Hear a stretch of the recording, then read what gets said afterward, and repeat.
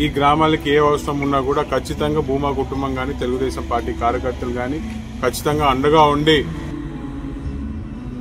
హఠాత్తుగా భారీ వర్షం పడిన కారణంతో ఈరోజు అటు ఉయ్యలవాడ మండలం గాని ఇటు నేలంపాడు గ్రామం సాగల్మరి మండలంలో గాని చాలా ఇళ్లలోకి నీళ్లు పోయే పరిస్థితి.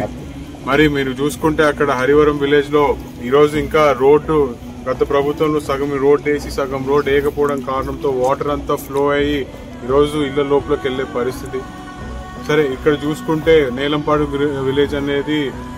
జాగ్రఫికల్ గానే కొంచెం కిందికి ఉంటుంది కాబట్టి ఈరోజు నీళ్ళన్నీ ఇక్కడికి వచ్చి స్టాగ్నెంట్ అయ్యే పరిస్థితి. మరి ఖచ్చితంగా తెలుగుదేశం పార్టీ తరఫున ఈరోజు మేము ఇంటింటికి తిరిగి వాళ్ళకి నిత్యావసర సరుకులు కానీ ఇతర అవసరాలు ఏమున్నా కూడా వాళ్ళకి చూసుకొని అదే విధంగా